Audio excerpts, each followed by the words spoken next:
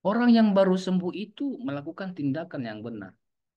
Pertanyaannya adalah tindakan apa saja yang dilakukan orang yang baru sembuh itu. Yang pertama adalah orang yang baru sembuh itu merayakan kesembuhan dengan beribadah. Kita perhatikan ayat 9b. Orang sakit itu menjadi sembuh. Setelah Yesus berkata, bangunlah, angkatlah tilammu, dan berjalanlah di ayat 8. Dan Alkitab mencatat seperti yang Yesus perintahkan, orang itu mengangkat tilamnya lalu berjalan.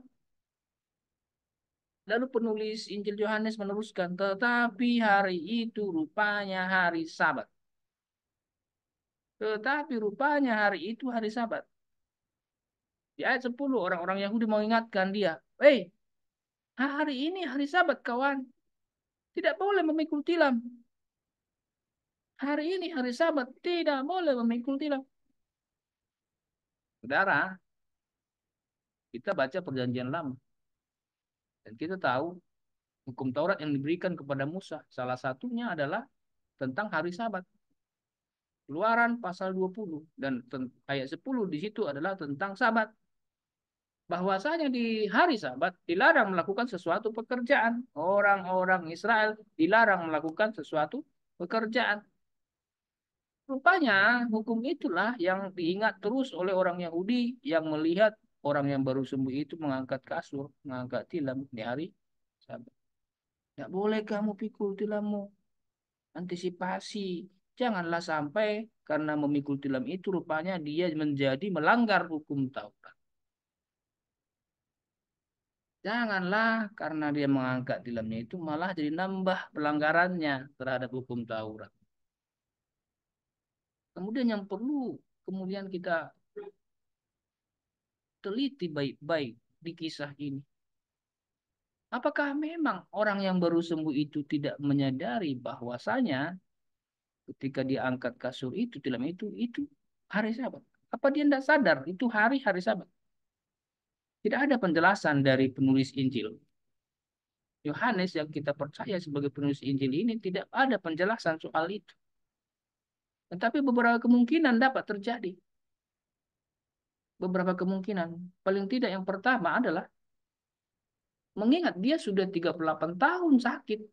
Bayangkanlah 38 tahun lamanya sakit orang ini. Mungkin dia tidak lagi menghitung hari-hari. Sudahlah, sudah 38 tahun. Hari berlalu, minggu berlalu, bulan berlalu, tahunan berlalu.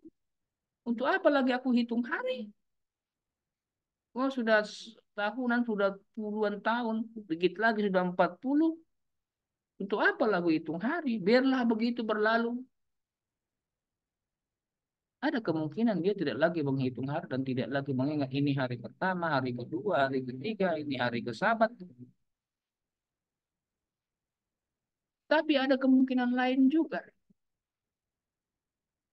Mengingat bahwa kebiasaan orang Yahudi di hari Sabat pastilah beribadah ke Yerusalem karena di situ ada bait Allah. Sangat mungkin situasi hari itu agak berbeda dengan hari-hari lainnya. Lebih ramai dari biasanya. Karena ada orang-orang dari luar kota datang sengaja meramaikan kota itu. Mau ibadah di bait. Ini kemungkinan kedua juga. Sekiranya dia melihat jumlah orang bertambah, keramaian nampak dari hari sebelumnya. Mungkin dia sadar ini berarti hari istimewa, hari Sabat. Nah, tapi itu lagi-lagi memang hanya kemungkinan karena si penulis Injil Yohanes pun tidak menjelaskan soal itu. Tetapi yang lebih penting bagi kita pembaca Alkitab adalah tidak jadi soal orang itu sadar tentang hari Sabat atau tidak sadar soal hari Sabat di hari dia sembuh itu. Itu nggak jadi soal.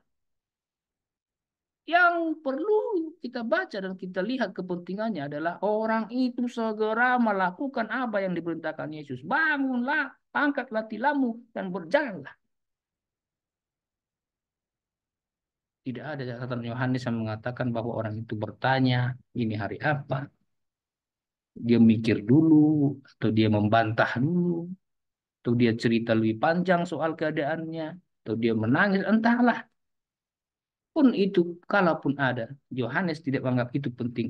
Yang dipentingkan adalah kesegeraan orang itu melakukan perintah Yesus.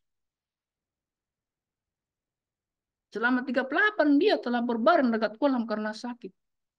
Dia selalu kalah cepat menuju kolam ketika airnya goncang. Kalah cepat secara tersirat, berarti dia punya masalah soal kecepatan berjalan. Berarti ada masalah serius di kakinya, bukan masalah biasa lagi, masalah serius. Sehingga setiap kali harus mengarah ke kolam, dia pasti kalah sama orang-orang sakit yang lain. 38 tahun, tak sanggup dia mendahului orang-orang sakit lainnya untuk menceburkan diri ke kolam itu.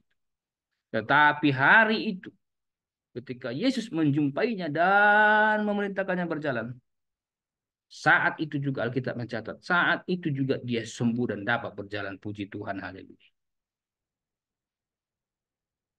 Kemudian, setelah diingatkan oleh orang Yahudi bahwa hari itu adalah hari Sabat, secara tersirat, rupanya orang itu pergi ke bait Allah, Bapak Ibu. Secara tersirat, ketika dia sadar bahwa itu hari Sabat, rupanya dia pergi ke bait Allah. Tentu saja ke rumah ibadah untuk ibadah. Dia beribadah. Makanya di sana dia jumpa Yesus lagi. Yesus menjumpainya dalam ibadah itu. Puji Tuhan. Orang yang baru sembuh itu merayakan kesembuhannya dengan beribadah. Orang yang baru sembuh itu merayakan kesembuhannya dengan beribadah. Itu yang hendak ditekankan oleh Yohanes sebagai penulis Injil. Rayakan kesembuhan. Beribadah kepada Tuhan. Beribadah di bait yang kudus.